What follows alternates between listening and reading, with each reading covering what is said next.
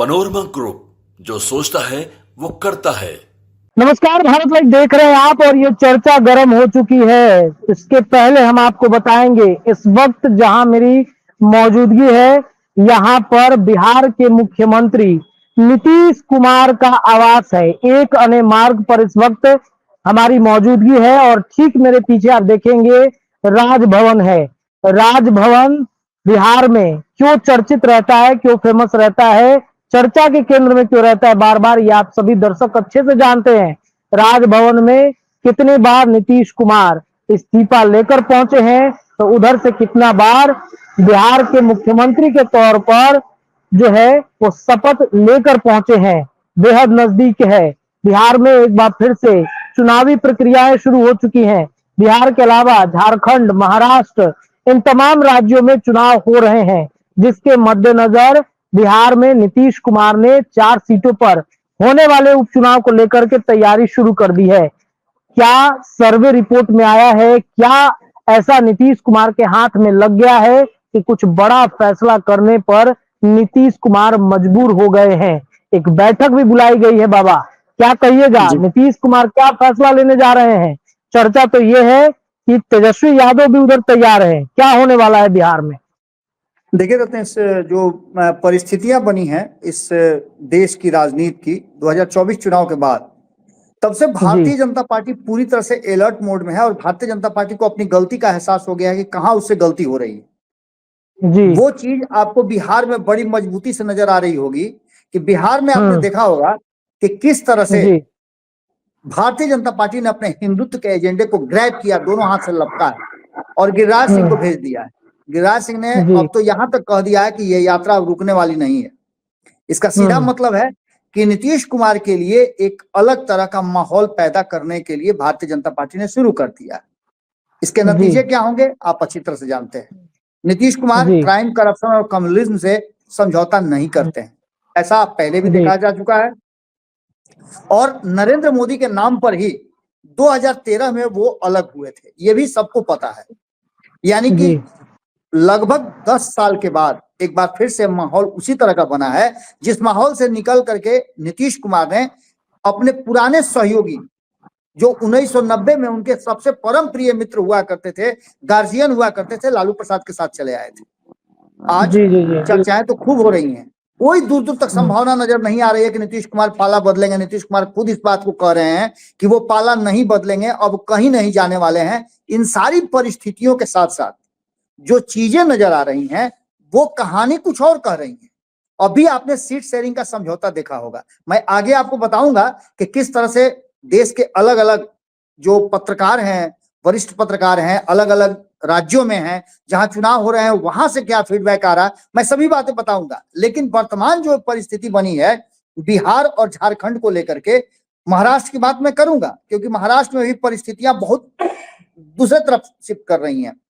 अभी जो महाराष्ट्र की स्थिति है उसी से हम शुरुआत कर लेते हैं कि महाराष्ट्र में भारतीय जनता पार्टी के पास 105 सीट है, जो पिछले चुनाव में 2019 में उसे आए थे। 44 सीटें कांग्रेस के पास है, 56 सीटें शिवसेना के पास आई थी और एनसीपी के पास 54 सीटें थी। इंडिपेंडेंट 13 थे और एक अदर के पास गया था। यानी कि इसके आधार पर 2019 में सरकार बनी थी, जिस सरकार के मुखिया के रूप में उद्धव ठाकरे को मुख्यमंत्री बनाया गया था, जैसे बिहार में है। अब ऐसी स्थिति में नीतीश कुमार के पास वो स्क्रू ड्राइवर है, जो सलाई रिंच नहीं होता है, जो हर रिंच के जगह पर काम में लाया जाता है। नीतीश कुमार वो सलाई रिंच है और भाजपा इस बात को समझ रही है। उद्धव ठाकरे सबसे पुराने एलाइज पार्टनर हैं। जब नीतीश कुमार भी नहीं थे तब भी उद्धव ठाकरे राम मंदिर के मुद्दे पर और अन्य मुद्दे पर उनके पिताजी लगातार समर्थन किया करते थे भारतीय जनता पार्टी का, क्योंकि दोनों का एजेंडा एक जैसा था। अब जो परिस्थिति बनी है कि सरकार किस तरह से बनी और बिगड़ी, ये दुनिया जानती है। देश के लोगों को पता है कि महाराष्ट्र में किस तरह से भारतीय जनता पार्टी ने उलट पुलट करके सरकार बनाई थी और अपनी बादशाहत कायम करने की कोशिश की थी, लेकिन सफल नहीं हुई। तो अंततः हारा हुआ बच्चा क्या करता है, ढोणी टोता लेकर ढोणी टोला, हम लोग यहाँ वो कहावत है भोजपुरी में। तो भारतीय जनता पार्टी ने किया क्या कि जिस तरह से उद्धव ठाकरे के पीछे पीछे चल रही थी, अब शिंदे के पीछे चल रही है। यानी कि पेड़ पर से गिरे, ताड़ पर से गिरे, खजूर पर अटके वाली बात है।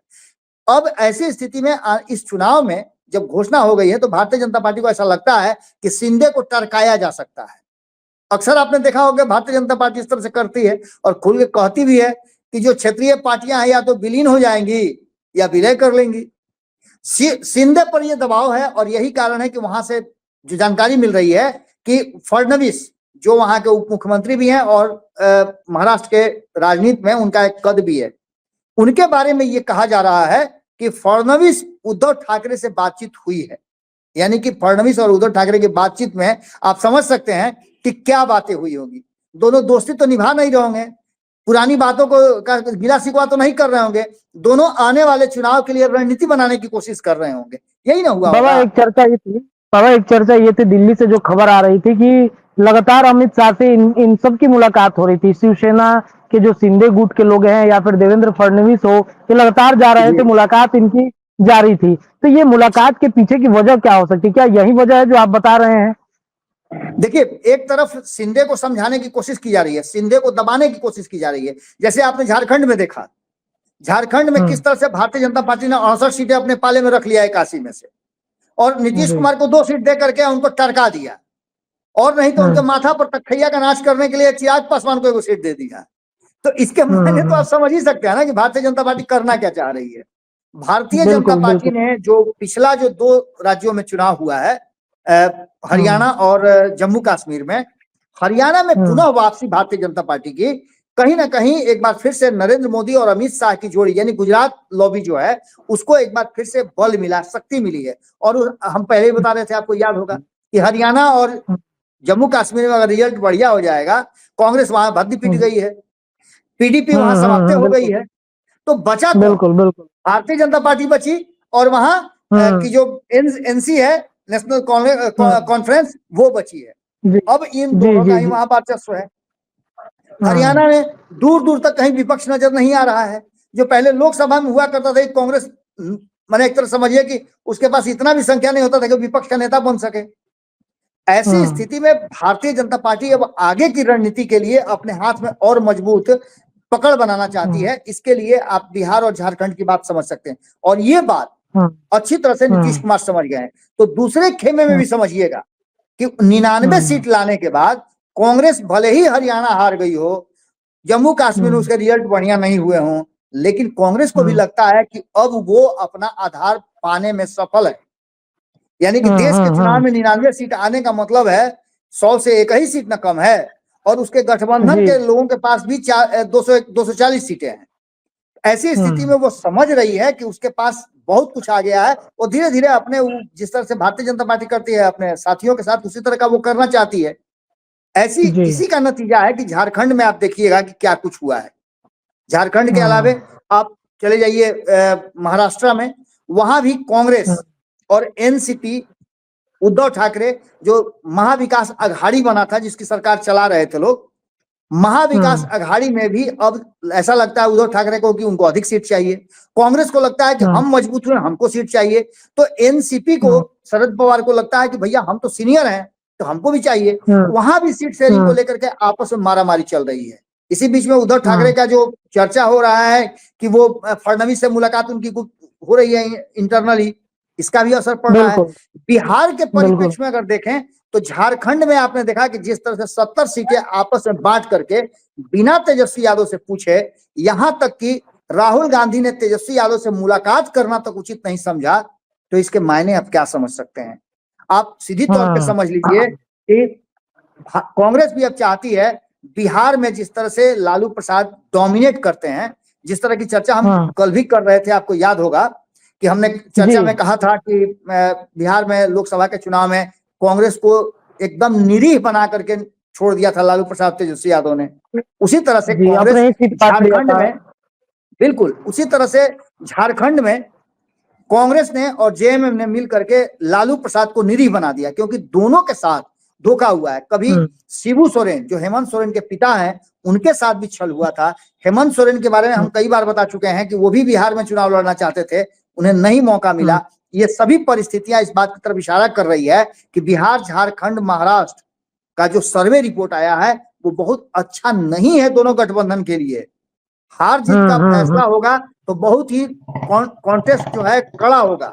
ऐसी स्थिति में आप समझ सकते हैं कि नीतीश कुमार और तेजस्वी यादव दोनों 2025 के चुनाव के लिए, क्योंकि एकमात्र चुनाव 2025 में बिहार का है जिस पर सभी का फोकस है, और नीतीश कुमार से लेकर के तेजस्वी यादव तो दो चेहरे मुख्यमंत्री के हैं, एक उस खेमे से एक इस खेमे से।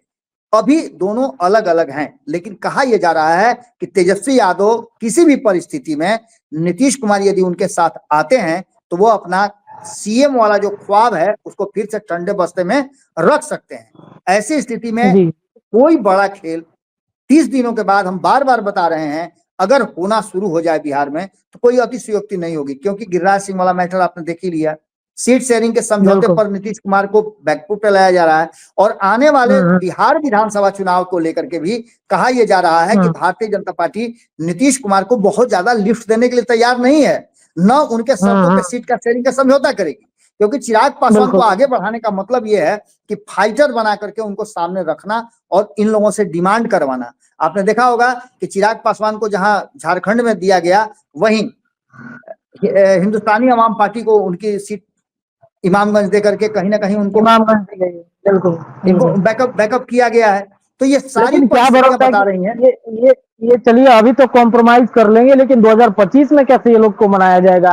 उन्होंने कहा कि आप चलिए झारखंड में हमको नहीं दे रहे हैं तो बिहार में तो इनका कद बढ़ जाएगा 2025 में, ऐसे में एनडीए में भी सीट फटोबल हो जाएगा। आप बिल्कुल सही कह रहे हैं रत्नेश, आप लगातार इस बात को भी देख रहे होंगे कि एक तरफ जहां राष्ट्रीय जनता दल के भीतर इंटरनल मीटिंग चल रही है, तो वहीं नीतीश कुमार भी इंटरनल मीटिंग कर रहे हैं, और इस मीटिंग के मायने क्या निकाले जाएं? 4 सीटों के लिए तो इतना मारामारी नहीं होगा। आगे आने वाले चुनाव के लिए भविष्य की तैयारियां हो रही हैं, उसमें दोनों की प्रतिष्ठा जो दांव पे फंसी हुई है, और नीतीश कुमार के बारे में जो हम बता रहे हैं कि वो चाहते हैं कि खुद तो जीवित रहें, लेकिन जिसके सहारे वो जीवित हैं यानी राष्ट्रीय जनता दल, वो भी जीवित रहे। राष्ट्रीय जनता दल अगर जीवित रहेगी, मजबूत रहेगी, तो नीतीश कुमार के लिए मुख्यमंत्री बने रहना आसान होगा, भारतीय जनता पार्टी को डराने के लिए भी, और अगर जरूरत पड़ी तो उधर जाकर के मुख्यमंत्री बनने के लिए। बिल्कुल, देखिए ये कहानी चल रही है, सर्वे करा लिया गया है दोनों तरफ से, और नीतीश कुमार भी जानते हैं अच्छे तरीके से कि आने वाले वक्त में हमें क्या फैसला लेना है। इस चर्चा में इतना ही, लेकिन लगातार चर्चा गर्म में हम बाबा के साथ खबर करते हैं, जुड़ते हैं, और आप सभी दर्शकों को बताते हैं कि बिहार के राजनीति में चल क्या रहा है। बहुत बहुत धन्यवाद जुड़े रहने के लिए, देखते रहिए भारत लाइव, खबरें आपको लगातार मिलेंगी। बहुत बहुत धन्यवाद। पनोरमा ग्रुप, जो सोचता है वो करता है। अगर ये वीडियो पसंद आई और वह बिहार के राजनीति और बिहारियत से सरोकार रखेनी तो सब्सक्राइब बटन दबा के चैनल के सब्सक्राइब कर ली। ओजे एगो घंटी बा, ओकरा बटन दबा देला से कुल सटीक और मारक खबर रुआ मुफ्त में मिल जाई। अगर रुआ पत्रकारिता के हमनी के नया प्रयोग में सहयोग कर चाहतानी तो ज्वाइन बटन दबा दी। पेटीएम नंबर नोट कर ली 9386816700। धन्यवाद।